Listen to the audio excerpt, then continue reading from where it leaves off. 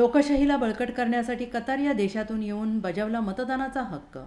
Qatar येथे राहणारा भारतीय युवक सागर कदम याने लोकशाहीला बळकट करण्यासाठी मिरजेत येऊन आज मतदानाचा हक्क बजावला। यावेळी बोलताना सागर कदम म्हणाला की गेली 6 वर्षापासून कतार देशामध्ये वैद्यकीय सेवांमध्ये काम करत असून भारतीय लोकशाही मजबूत व्हावी, भारतीय लोकशाही बळकट व्हावी यासाठी स्वखर्चाने 6 मेला भारतात येऊन आज मी मिरज येथे मतदानाचा हक्क बजावला असल्याचा मला अभिमान वाटत आहे।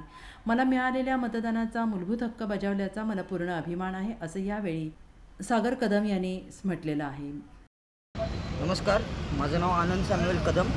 मी कतार या देशामध्ये नर्स म्हणून काम करत आहे आणि जे मतदानाचा हक्क आहे तो बजावण्यासाठी मी स्वतःचा पैसा खर्चून या ठिकाणी आलेलो आहे आणि मी माझं मतदान या ठिकाणी केलेलं आहे आणि गेले 6 वर्ष झाले मी कतार या ठिकाणी काम करतोय आणि मी ठरवलं होतं यावेळेस की मी लोकशाहीला बळकट करण्यासाठी स्वतःचं मतदान त्या ठिकाणी जाऊन करणार आहे आणि या ठिकाणी मी आलो आहे आणि आज मला आनंद वाटत आहे की मी माझ्या देशाचं नागरिकत्व भूषण बजावलेलं आहे आणि मी आज या ठिकाणी मतदानाचा हक्क पूर्ण केलेला आहे। जय हिंद, जय महाराष्ट्र।